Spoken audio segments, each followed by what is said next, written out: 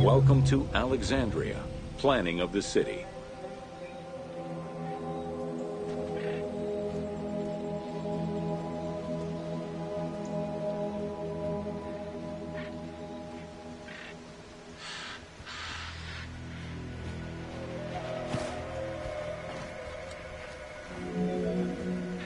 Alexander's plan to build his great city began with a verse from Homer's Odyssey.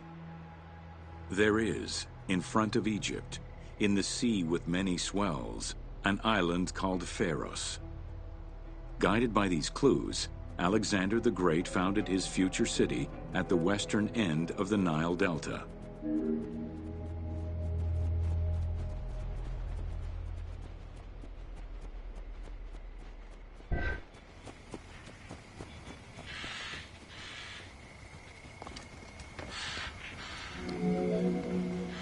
Though Alexander considered this location ideal for his great city, it presented considerable challenges.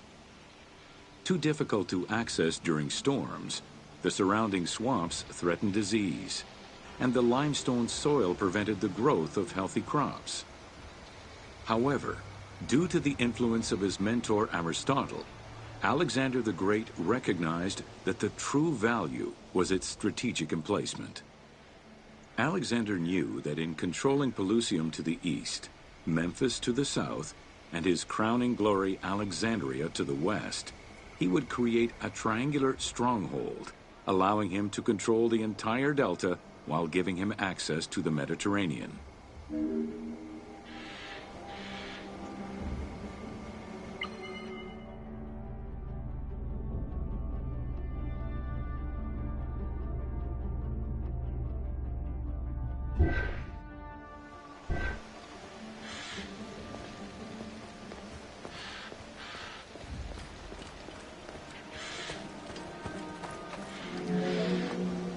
The Great Walls of Alexandria had a humble beginning.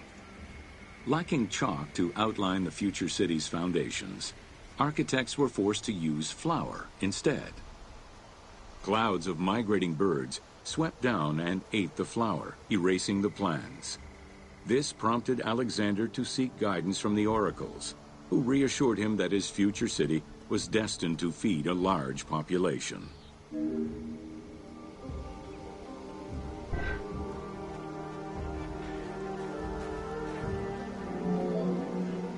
Excavations led by Mahmud Bey el-Falaki in the 19th century revealed that the wall enclosure measured approximately 5.2 kilometers in length and 2.2 kilometers in width. It was roughly 9 meters in height.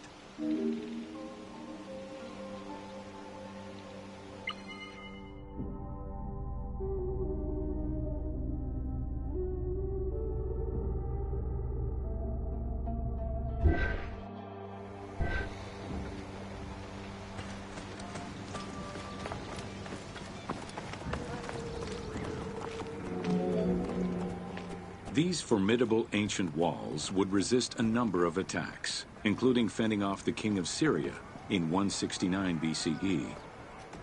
It wasn't until 295 CE that they eventually fell to Roman Emperor Diocletian, and this only after 8 months of relentless assault.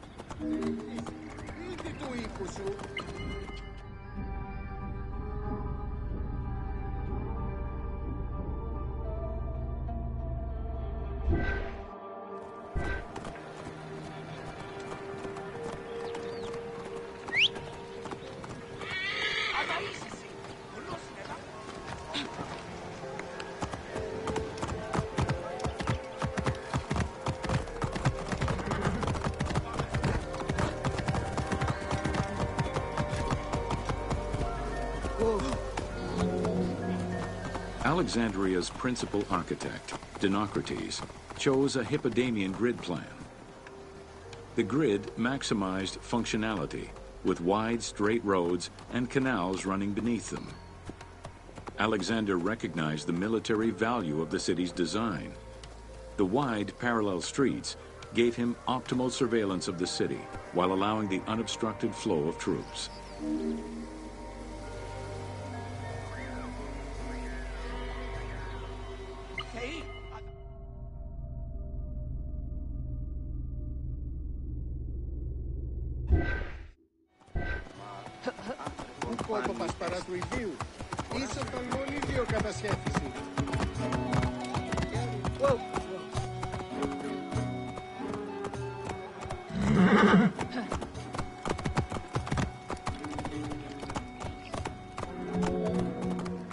A central corridor ran from the Mediterranean's north port down to Lake Mareotis to the south. This thoroughfare acted as an unobstructed link for commercial trade and travel between the two ports. Many of the streets were bordered with grand buildings and parks, including Canopic Street, with its impressive gate bordering the eastern end.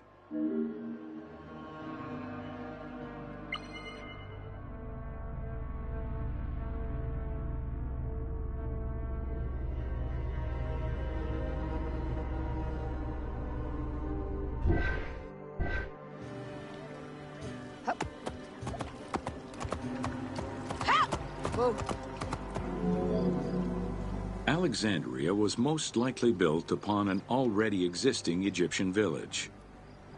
Upon its completion, the Egyptians reviled the city, refusing to call it by its founder's name. Instead, they called it Raked, the building, as a mark of disdain, which was later Hellenized into Rakotis. Despite this, the name Alexandria would remain.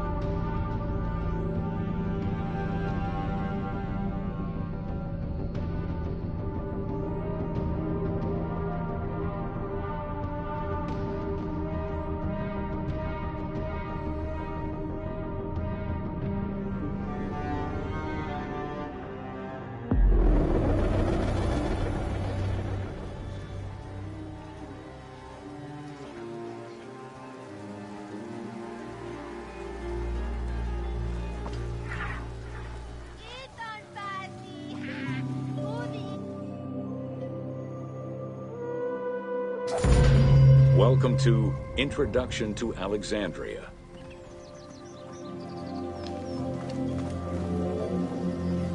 After conquering Egypt in 331 BCE, Alexander the Great decided to build a new city, which, as per his habit, he named after himself. After his death, Alexandria quickly became the capital city of the Ptolemaic kingdom and the most important city of the Greek world.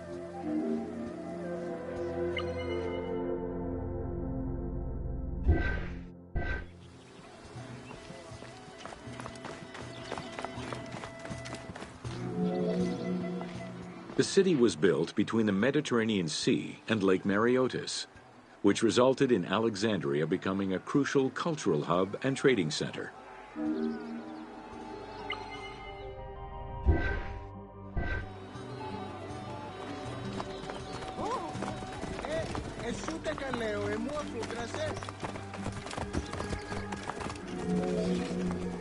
Sumptuous buildings could be seen wherever one turned their gaze. The royal palaces, the many temples, the gymnasium, lush public gardens, and large avenues.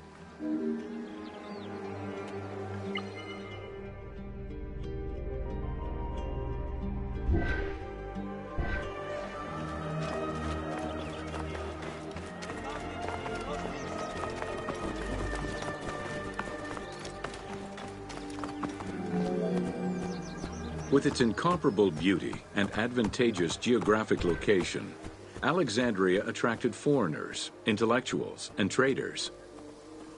One of the most cosmopolitan cities of the ancient world, Alexandria supplanted even Athens as the most important Greek city in history.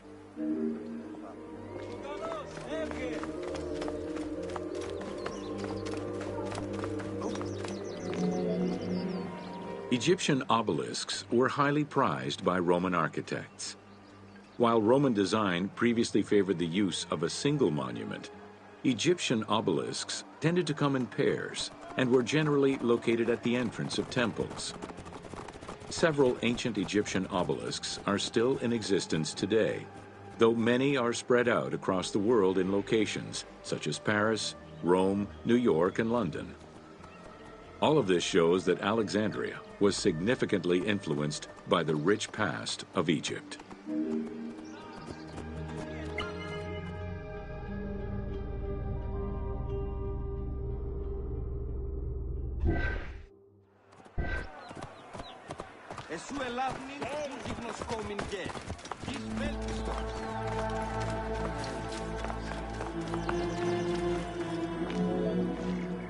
Alexandria had several main streets.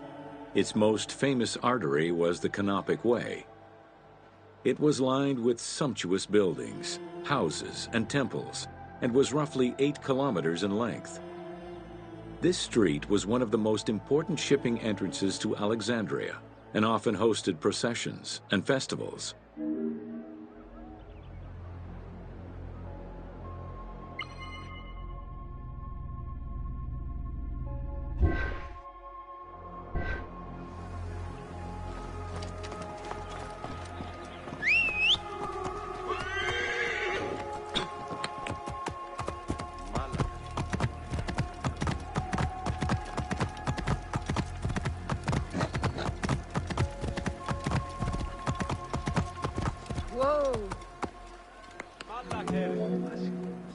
The width of the street, 30 meters, was abnormally large even by Greek standards. This is likely because the Canopic Way was made in a short span of time and based on an urban plan, as opposed to being slowly built over time, as was usual for the era.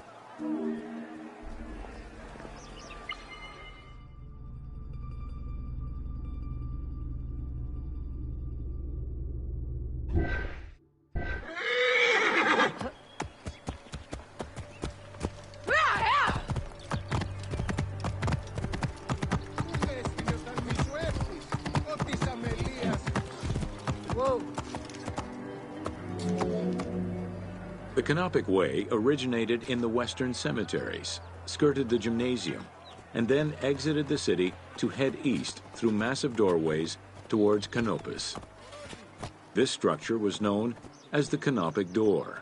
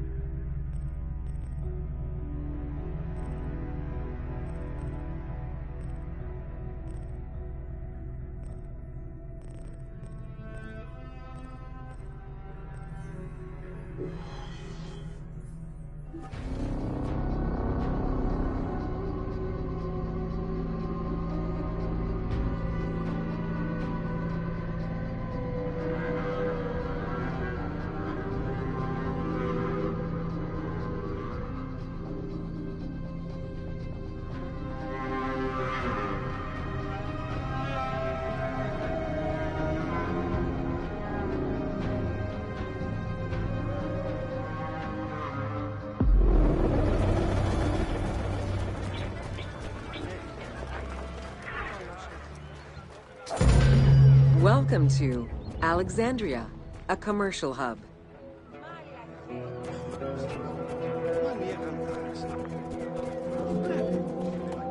The ports of Alexandria were a major commercial hub, effectively connecting Egypt with the Mediterranean regions and beyond.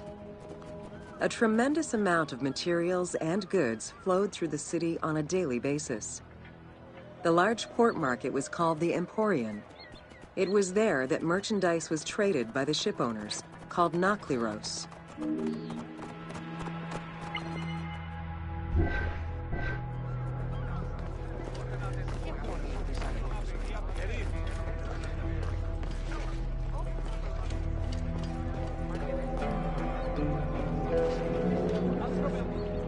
Food and other artisan work streamed out of Egypt. Ceramics, glass, golden rings, and minted coinage. The local potters, using traditional Egyptian techniques, competed with those from abroad, and the textile industry flourished. What Egypt did not produce itself was acquired through trade, using local resources such as wheat and papyrus. Most sought after was pine wood from Syria, iron and marble from the Greek islands, gold from Spain, and exotic fruits from Europe. All this commercial activity contributed to the already decadent wealth of the city.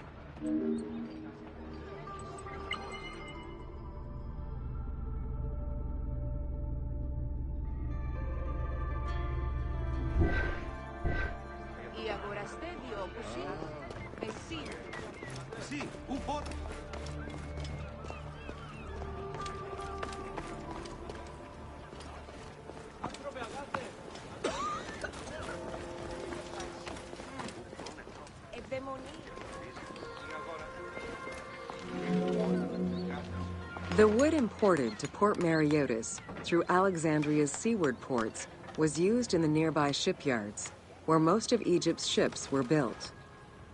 Employing tens of thousands of shipbuilders, the shipyards contributed to establishing the Egyptian fleet as one of the mightiest of the era. Any wood not used in shipbuilding was further disseminated through Egypt for various purposes.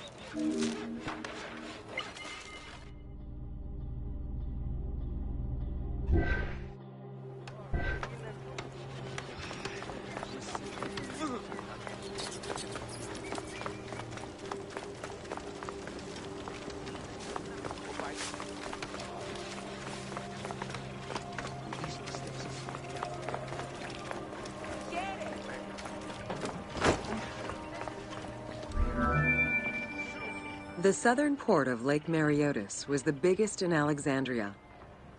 Save for a branch angling westward, the lake's size in the Ptolemaic era was roughly 40 to 50 kilometers from north to south. Its waters were maintained by a steady runoff from the Nile. In addition to the lake, a man-made canal was created to assist in the transfer of goods from the city to the port using barges, though it is not represented in the game due to its size.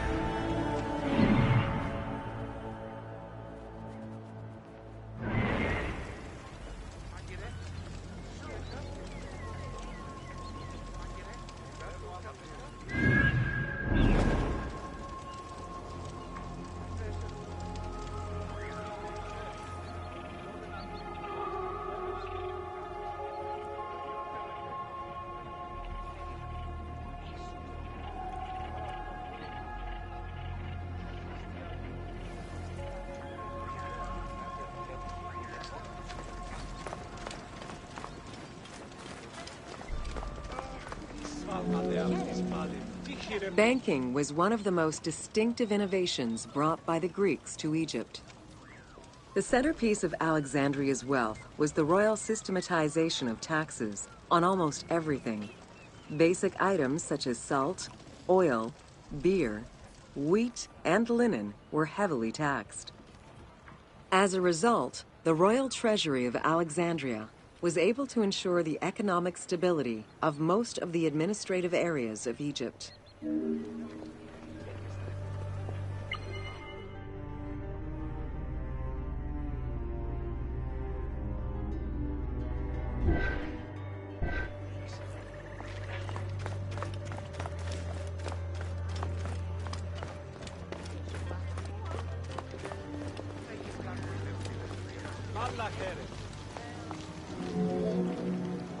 By the late 12th century, the channel feeding the lake from the Nile silted up. Lake Mareotis lost its connection to the Mediterranean, as well as most of its water, as the lake slowly evaporated to a fraction of its former size. In modern times, Lake Mareotis is being kept alive through irrigation. However, only about 17% of its original size remains.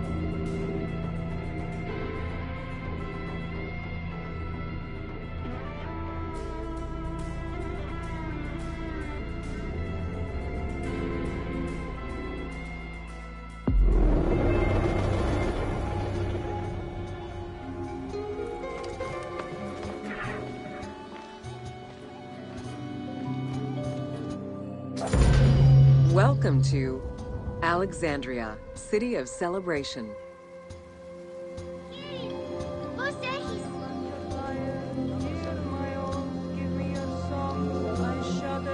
Like most Greek cities, Alexandria offered multiple forms of entertainment.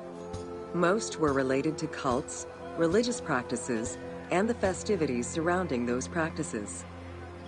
Among those festivities, the most important ones were the dynastic celebrations, instituted in honor of the deified Ptolemaic kings and queens.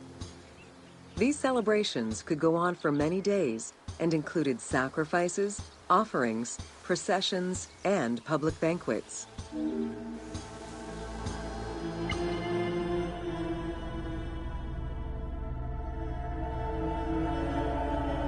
How shall I sing of thee, brightly shining one? Rocky Dilos hunter, Litos golden sun.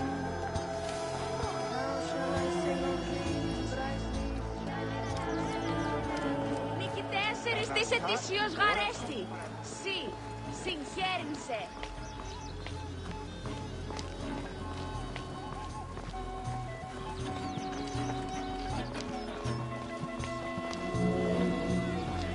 Games and competitions were organized whenever possible in locations such as the stadium, the hippodrome, and the gymnasium. The residents of Alexandria favored such events where athletes, poets, and musicians from Egypt and other cities of the Greek world competed.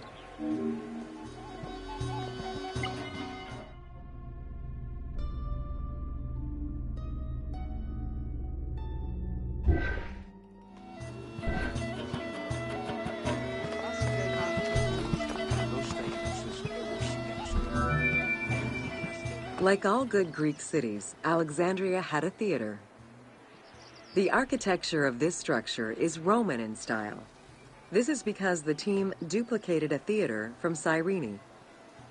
Roman theaters were usually semicircular and built from scratch on a flat area with structures designed to enhance oration. Greek theaters were more oblong in shape, similar to a horseshoe, and favored the slopes of natural hills to support their acoustics.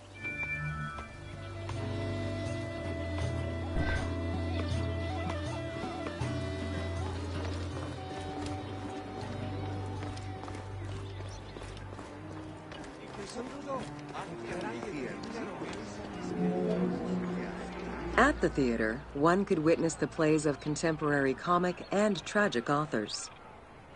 The play you are witnessing below is Menander's Dyskalos, more commonly known as the Grouch, a late and popular entry in the Greek comedies.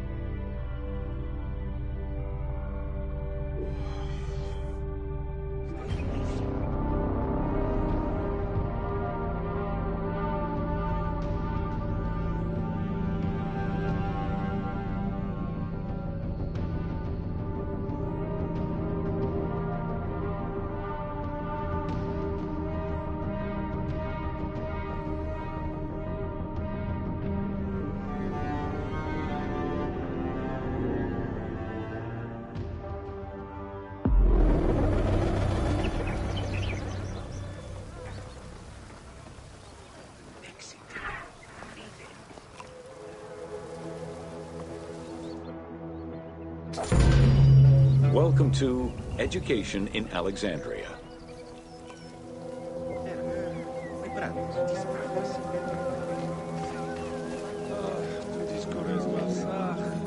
The education of young Alexandrians did not differ from the one generally dispensed elsewhere in ancient Greece.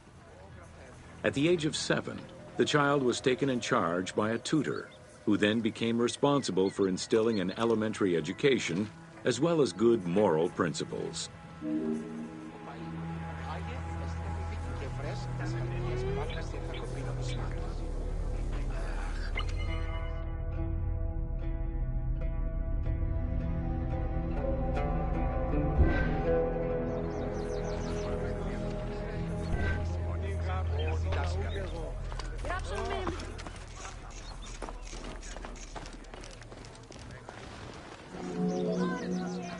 Teaching was generally done outside, in the open air.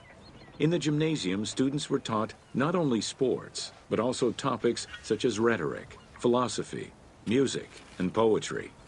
All things deemed essential to one's education at the time.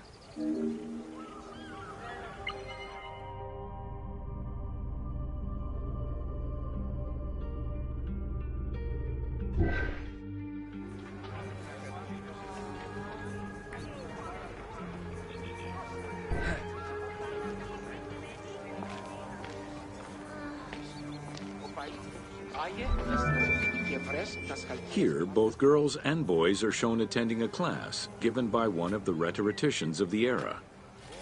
The team made the choice to show both genders attending class within the context of the game world. Even though it is historically inaccurate, the team felt it was not necessary to prioritize historical sexism over inclusive gameplay.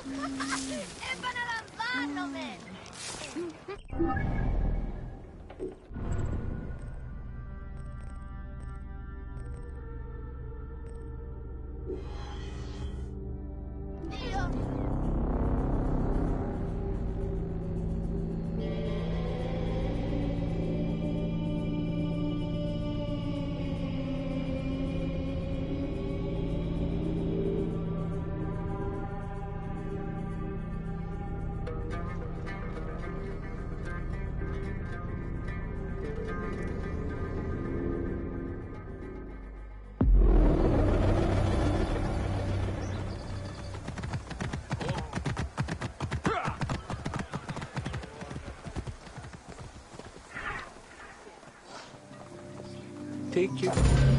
Welcome to the Great Library of Alexandria.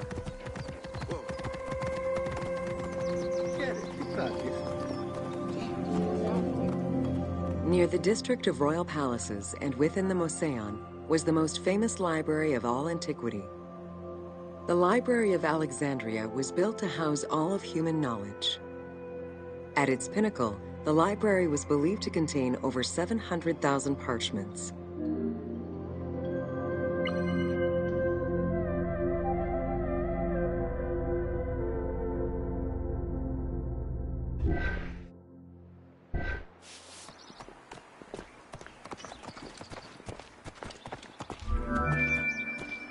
Throughout the centuries, fires and wars between Christianity and paganism destroyed the library, leaving nothing behind. The loss of the building, and more importantly, its vast collection, is immeasurable. As no descriptions are available, the team's rendition of the Library of Alexandria was inspired by the visuals of the Library of Chalcis at Ephesus.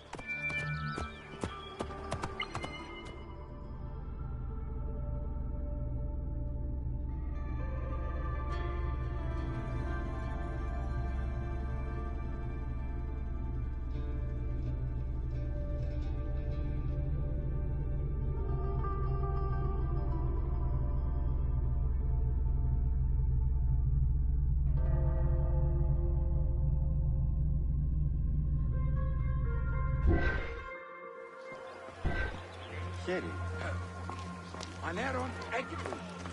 Οι μόχθεος ζητούνε διέρχεσαι προς περιφωτομέουδη.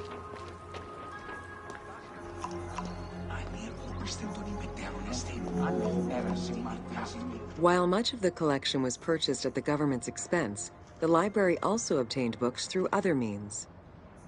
Any books owned by travelers coming through the city were seized to be copied for the library. The copy would then be returned to the owner, and the original entered into the library's collection.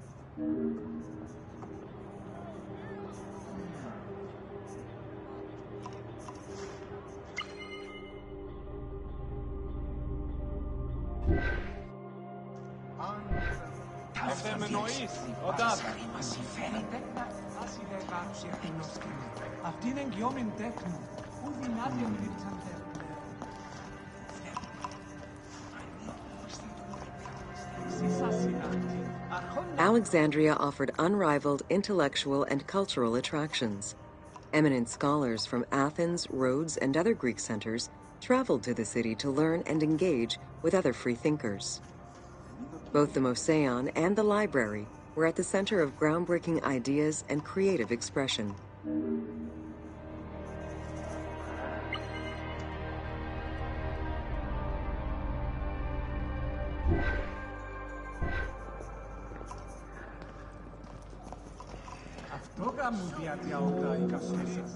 The great minds of antiquity were usually well versed in many disciplines, which were often associated to specific schools of thought.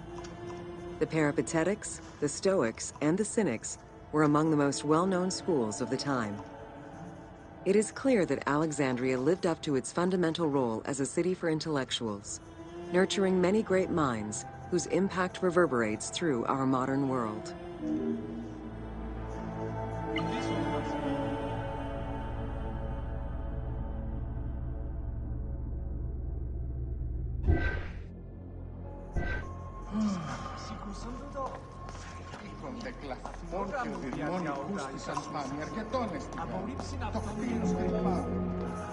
Hypatia of Alexandria was a Greek mathematician, philosopher, astronomer, and inventor.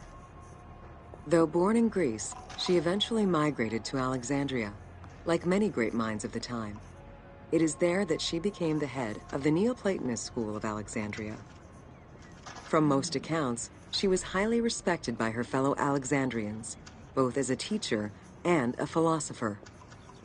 With her death, the age of great ancient scientific discoveries came to an end.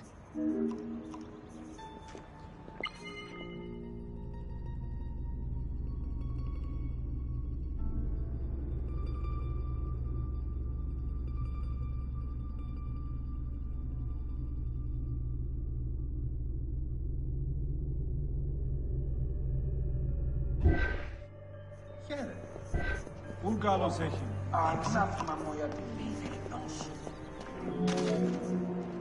Callimachus was born in Cyrene and educated in Athens. After his studies, he moved to Alexandria to work in the Great Library. A poet and a critic, he strongly rejected the epic format of Homeric poems and instead fervently supported a shorter, more judiciously formulated style of poetry. His epigrams and elegiac poems were emulated by later poets. His work was extremely popular, second only to Homer's own works.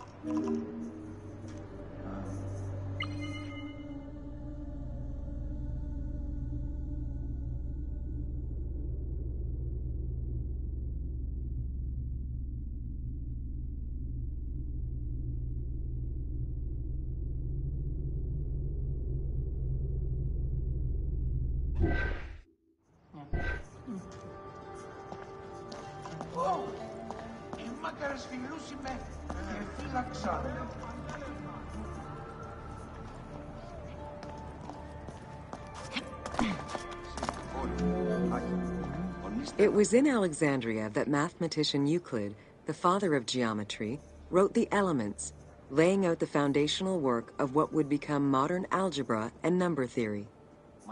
Euclidean geometry would become one of the most influential systems in the evolution of mathematics.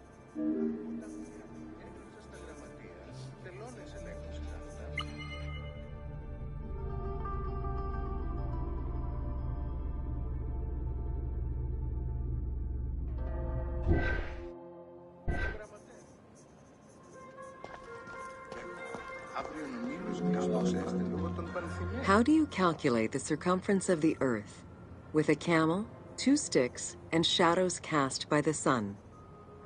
This is what Eratosthenes of Cyrene described in his principal work, Geography, while he was director of the Great Library of Alexandria. He is credited for the invention of the armillary sphere around 250 BCE.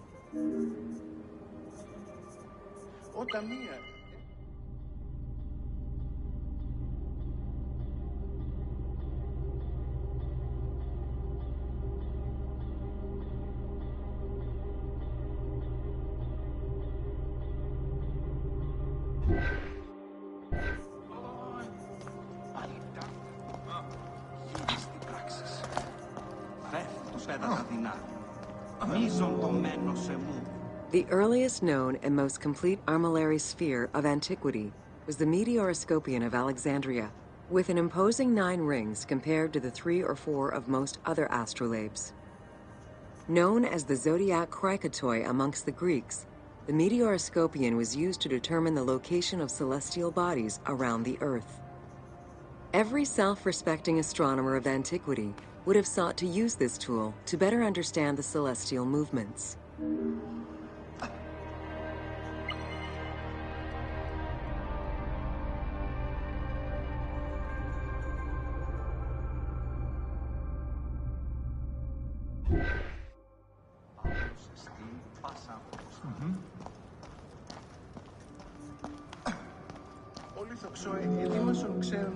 Pythagoras of Samos was a well-known and respected philosopher and mathematician. He is best known for the Pythagorean theorem.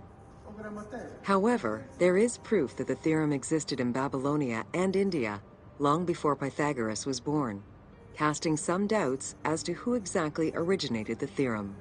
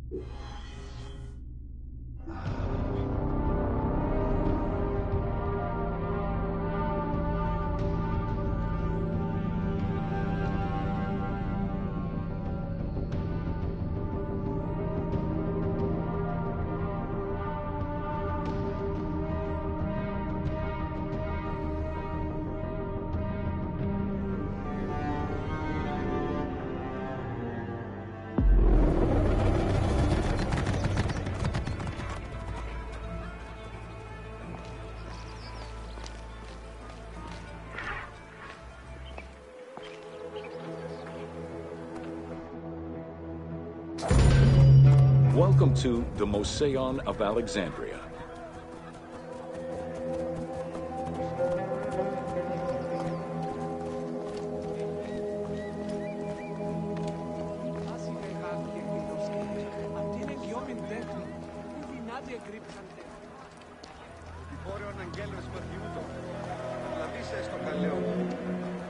The Mosaion was a sector of the city commissioned by Ptolemy I to rival Athens' Academy as an institute of intellectual pursuit. Dedicated to the 9 inspiring muses, the Mosaion became a great center for philosophical and scientific enlightenment. It welcomed scholars from many kingdoms, inviting them to share knowledge in literature, science, and geography.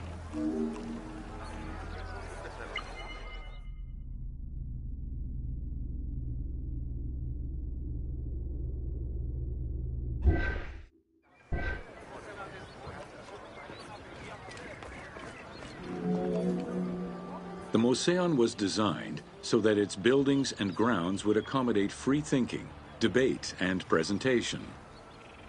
Meeting spaces and theaters surrounded a main courtyard.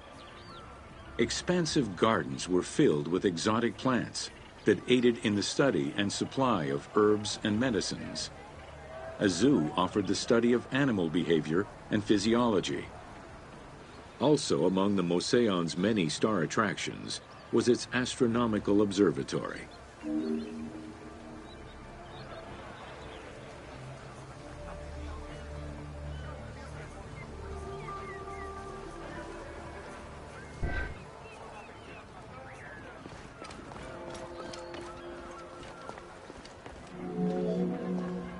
Herophilus was a physician who lived most of his life in Alexandria. He was able to perform the dissection of human cadavers on a large scale due to the permissiveness of the city in such matters. Among many other discoveries, he learned that the brain was central to the human nervous system. He also extensively mapped the blood system and measured the pulse with the aid of a water clock. It is reported that in his thirst to understand human anatomy, he performed 600 vivisections on live prisoners.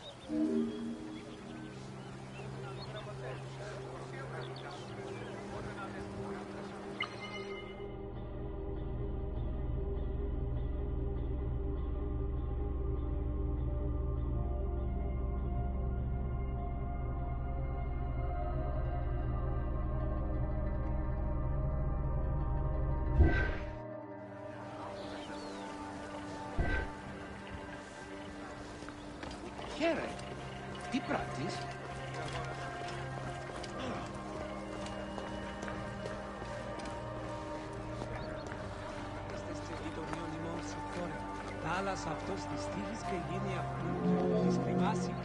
In order to be free to pursue their research, scholars were fed and housed at the Mosaion at the government's expense.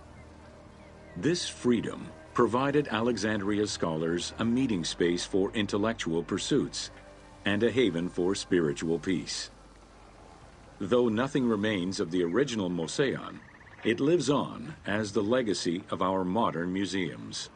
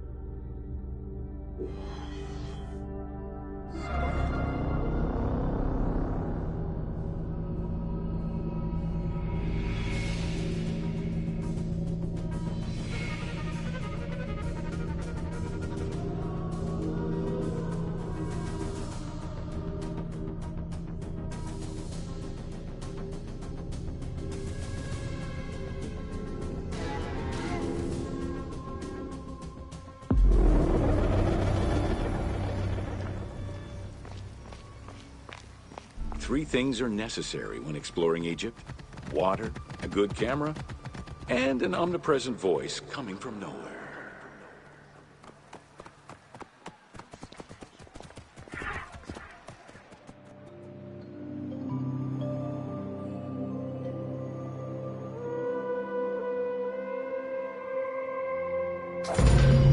Welcome to the Serapeum of Alexandria.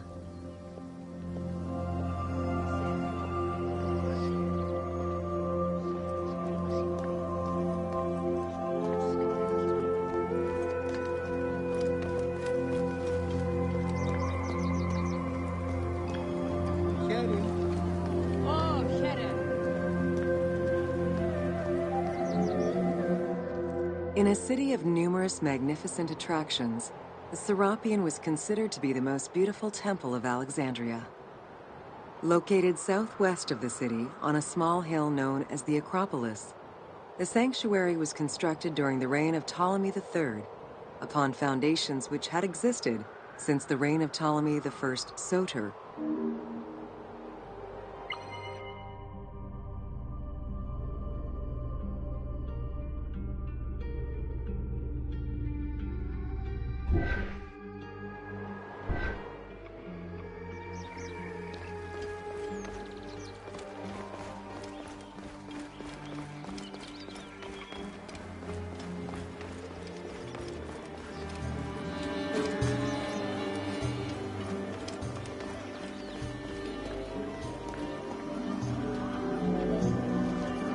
Visitors of the Serapeum climbed 100 steps to reach the courtyard. Libraries were installed in the porticos surrounding the square building, with its roof and columns adorned with gold and gilded bronze. Pharaohs were generous to the temple, as were several Roman emperors after Egypt's conquest. An inner temple housed the statue of Serapis, dedicated to healing the sick.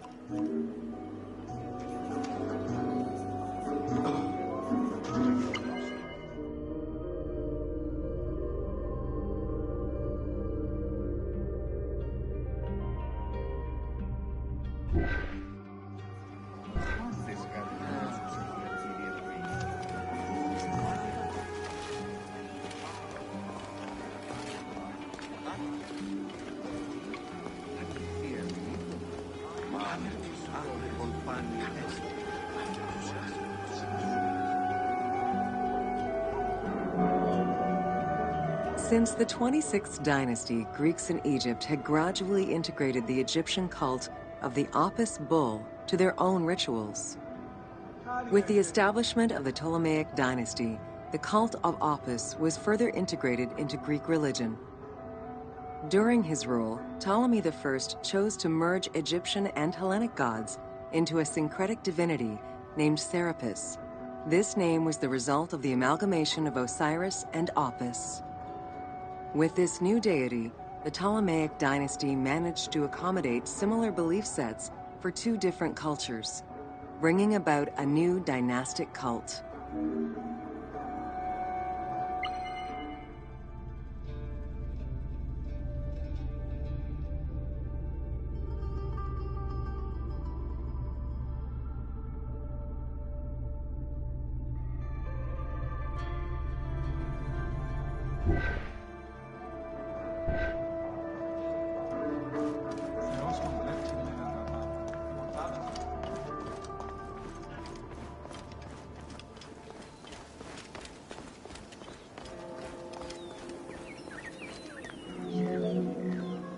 Serapis was also associated to other deities, including Asclepius, a Greek god of healing.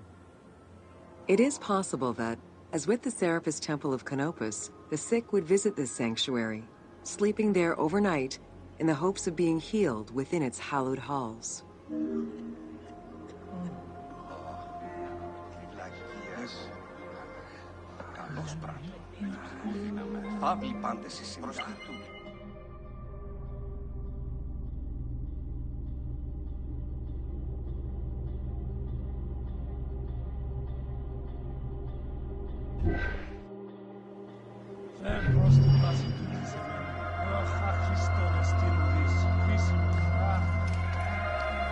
Try using your eagle when you want a top-down view.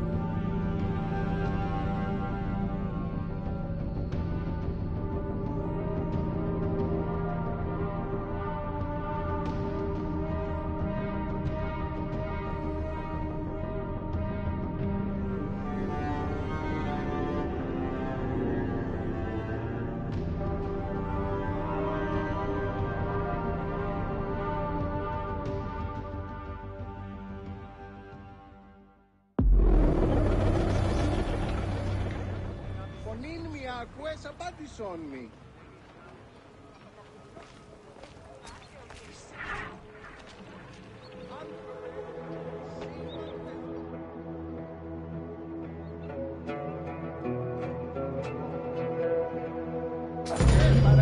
Welcome to the Siege of Alexandria.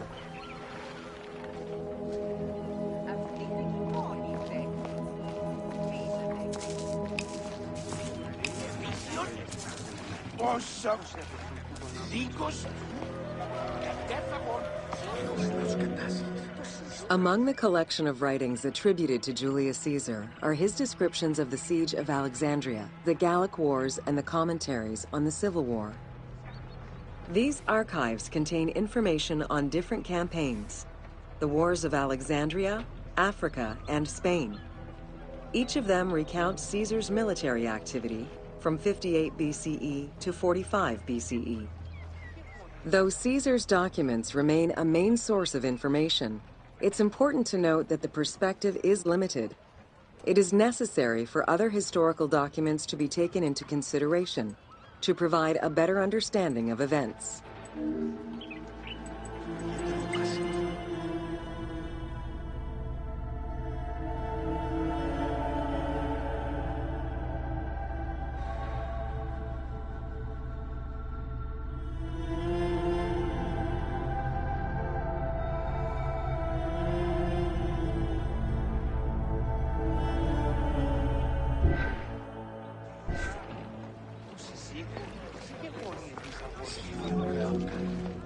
The Siege of Alexandria closely relays the events of the Civil War that led up to the event and describes how Caesar was besieged in the palace of the Ptolemies.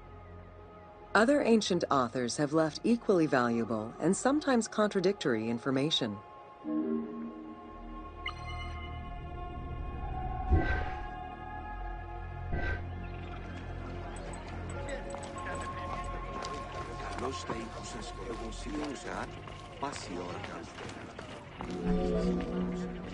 In the events leading up to the Siege of Alexandria, Cleopatra VII and her brother were fighting over control of Egypt. Young King Ptolemy XIII's regent, Pothinus, had firm control over the young pharaoh, and an outmaneuvered Cleopatra soon went into hiding. This set the stage for Pompey's arrival in Alexandria. Having lost his battle against Caesar in 48 BCE, the Roman general turned to his allies, the Egyptians, for safe harbor. But on the advice of Pothinus, Ptolemy XIII had Pompey assassinated in the hopes of earning Caesar's favor. This would turn out to be a most unfortunate decision.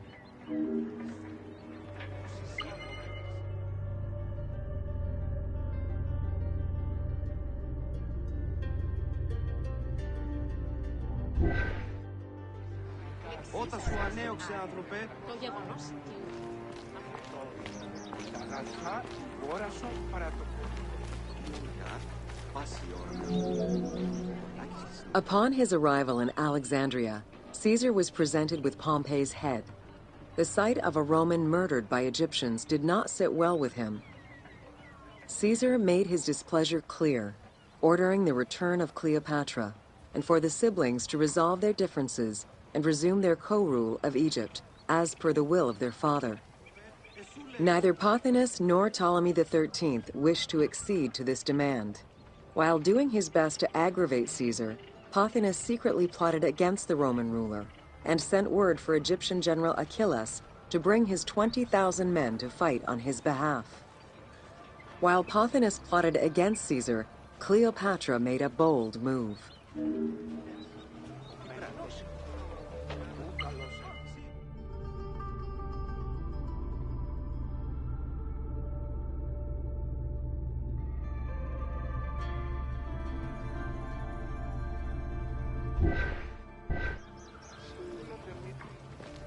Άνθρωπε, θα δείστη. Απάντησον μη.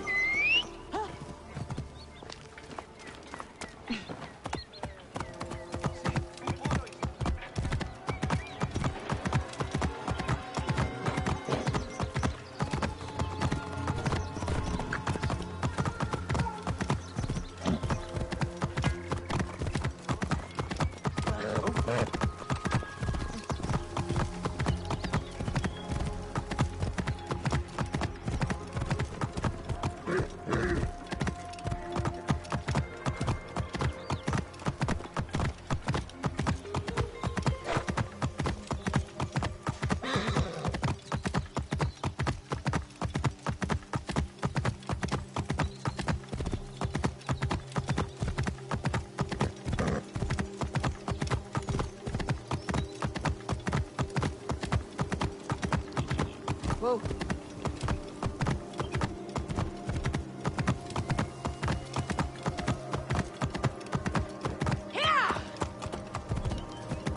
Whoa.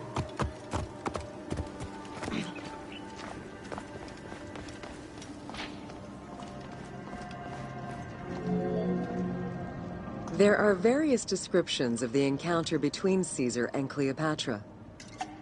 One report states that she snuck into the palace alone at night. Another account claims she was accompanied by an ally and was brought inside the palace wrapped in a carpet bag. Though exactly what happened at this fateful meeting is up for debate, what is known is that Cleopatra met with Caesar and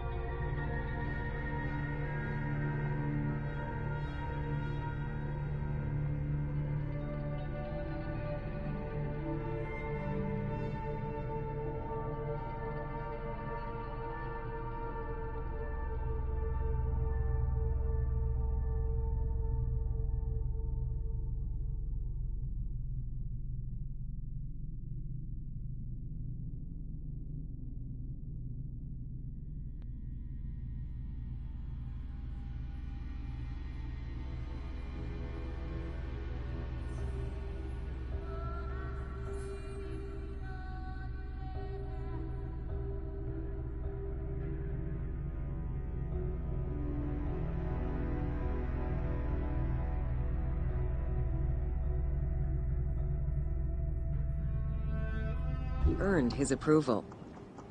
Pothinus and Ptolemy XIII were most vexed with this turn of events.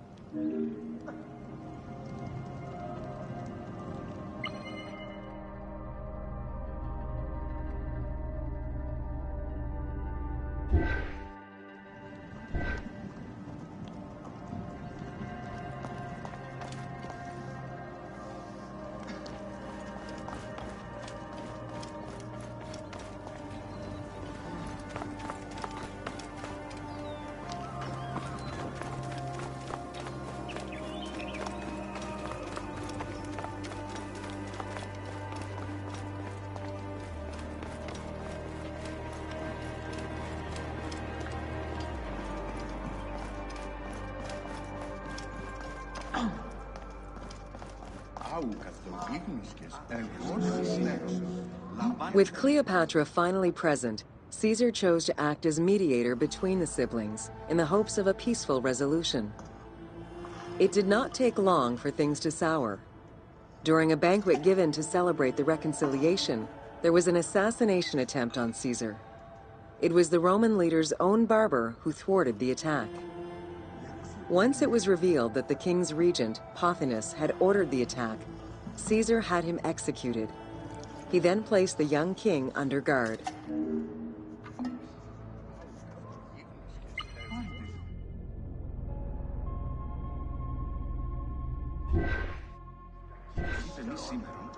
Λαμβάνει με διπλάσιο μισθό ότι εμιπέφτει το γεγονός ότι αυτός έχει τον Αλέξανδρα.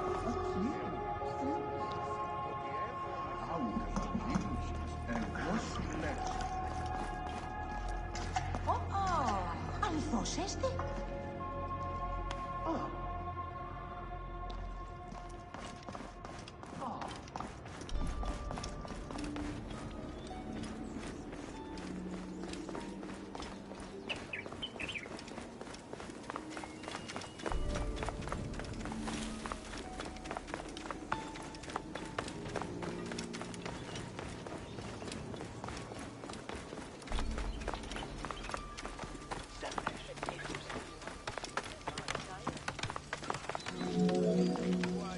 Caught within the palace with roughly 4,000 troops, and with the knowledge that the arrival of enemy forces was imminent, Caesar sent for help from Syria, Rhodes, and Cilicia. He ordered his men to dig a ditch around the palace and build a wall leading to the harbor. This would ensure Caesar's access to the sea. When Egyptian General Achillas arrived in the city with 20,000 men, the battle for Alexandria began.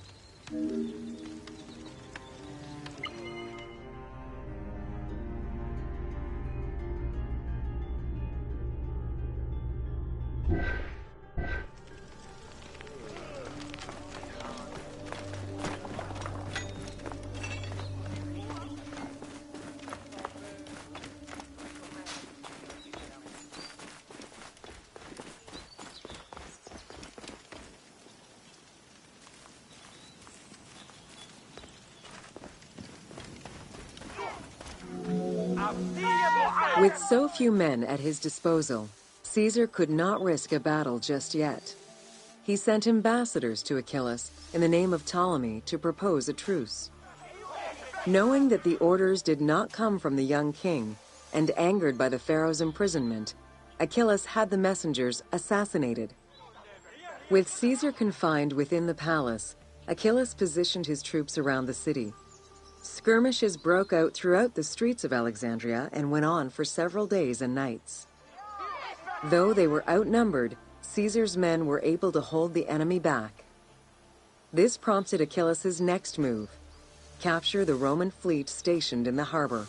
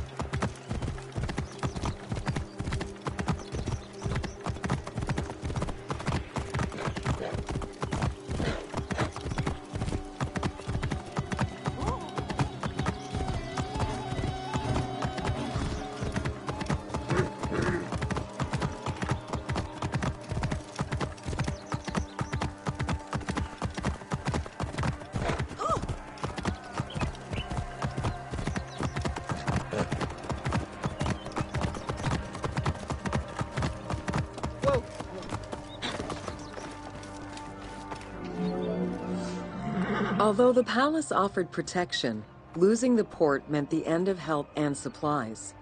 Caesar knew he had to protect the fleet. While he and his troops succeeded in regaining control of the port, he knew it would be impossible to sustain. Caesar ordered the burning of the ships. With passage back to the palace closed off, he headed for the lighthouse of Alexandria.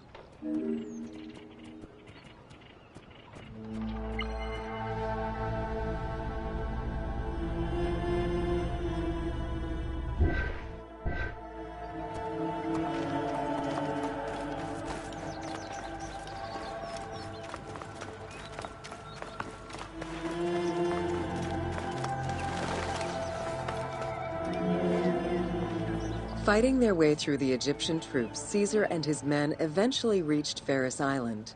There, they took refuge within the lighthouse. With easy access to the open sea, Caesar was able to send messages to his allies requesting reinforcements and more supplies. The island fort also allowed him to control access to the harbor by relying on the chains used by the Egyptians to control ship traffic to and from Alexandria's docks.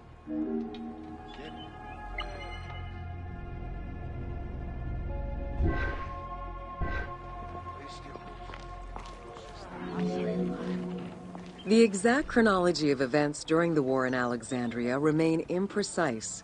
Conflicting accounts raise questions as to when, and even if, the Great Library of Alexandria was burned down at all.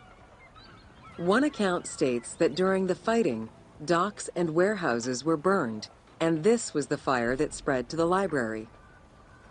In another account, when Achilles cut off the harbor, Caesar had to leave the safety of the palace to defend his ships. As the enemies battled across the port, their arsenals set ships ablaze, and this destruction spread to the library.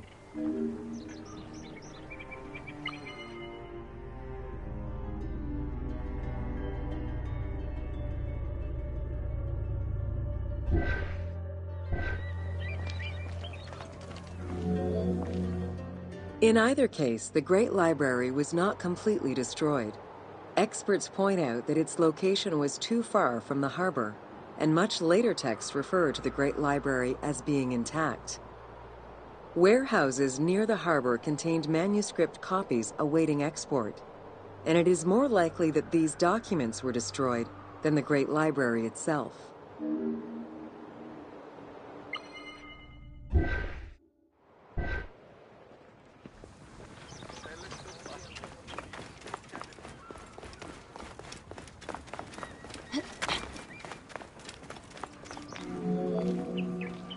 The destruction of the Great Library may have been due to a number of fires over the ages. Its end was probably closer to the 4th century CE, when the Christian Emperor Theodosius I ordered the closure of all pagan temples. While some documents survived after being moved away, it remains unclear just what knowledge may have been lost.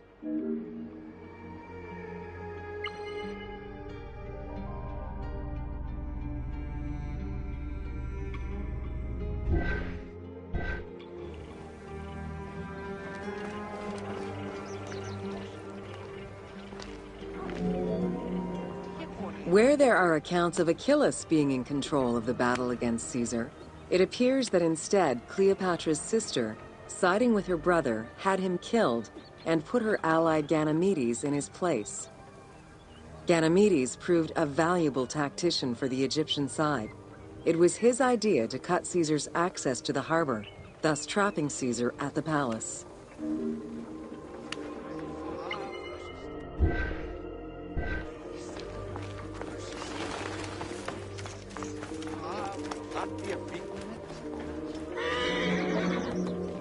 During the time of Ptolemy I, canals had been dug throughout Alexandria to provide fresh water. Ganymedes had his men take control of these canals. After isolating their own water supply, he had his men pour salt water into the canals and cisterns that led to Caesar's camp.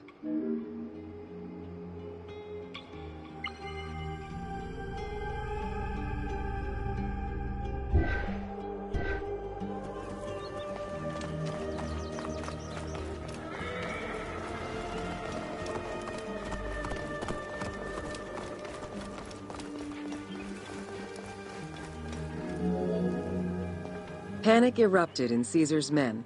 They wouldn't last long without fresh water. Recognizing that the porous limestone could help them, Caesar and his men dug wells to restore their water supply. Days later, the 37th Legion, comprised of Pompey's soldiers, arrived by ship.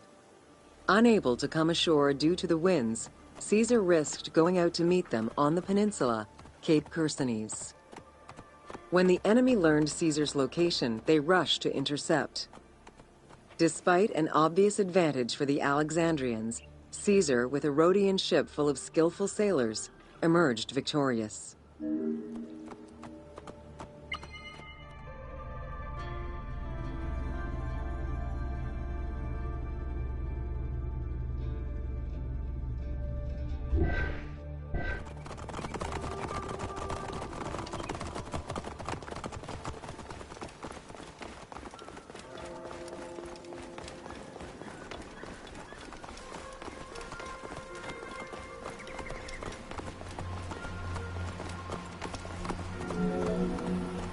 With help from the Allied ships, Caesar's victory enabled him to push the Egyptians back and secure the lighthouse. Gaining control of Pharos Island sent the Alexandrians into the sea and swimming back to the city. However, Caesar's fortification of the island didn't last long. The enemy regrouped and were set to storm the island. Panic-stricken, in spite of Caesar's encouragement, many of his men then fled their posts, either by ship or jumping into the sea.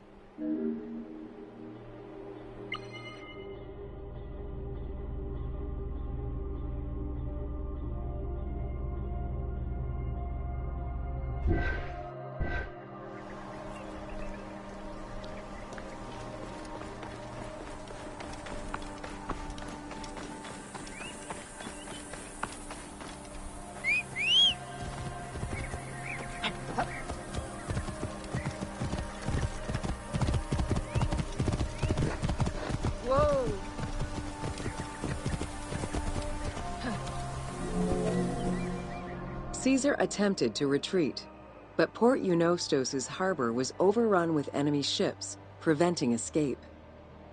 Reportedly, Caesar gathered his papers and leapt overboard in an attempt to swim to an Allied ship farther out. Historian Cassius Dio claimed that Caesar would have drowned if he hadn't been able to remove his purple garment. Still, he managed to swim the distance and survive. The Alexandrians recovered the cloak and used it as a trophy to commemorate the Roman debacle.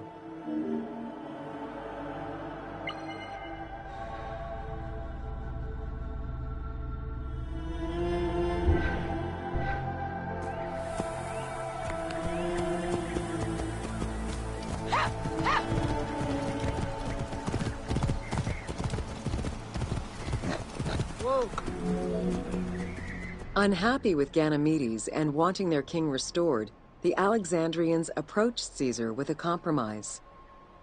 Caesar agreed to release Ptolemy XIII after entreating him to spare the kingdom and remain loyal to Rome. Once freed, however, the king defied the agreement and continued the war.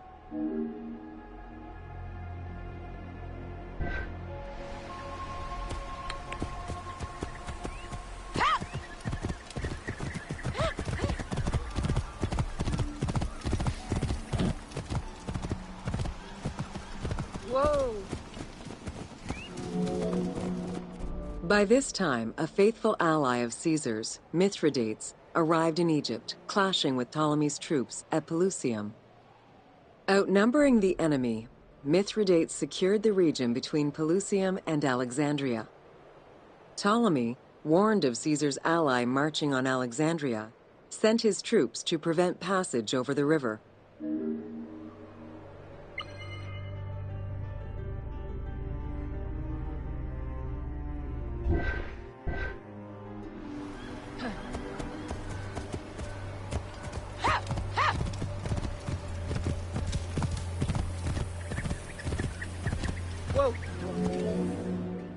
Mithridates warned Caesar in time, and the two groups confronted the armies of Ptolemy in the Delta. In the Battle of the Nile, the Romans gained the upper hand, sending the Egyptians fleeing. In the tumult and panic, King Ptolemy XIII drowned in the Nile.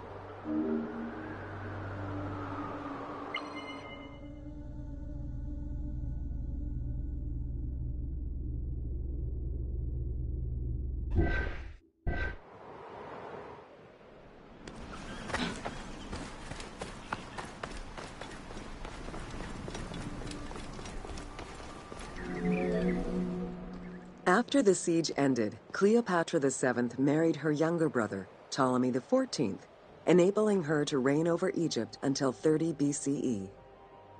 Under her rule, Alexandria settled into its position within the Roman Empire and eventually surpassed Athens as one of the most important cities in the Roman Empire. Julius Caesar remained in Egypt for a short time. He and Cleopatra would later have a son named Caesarion.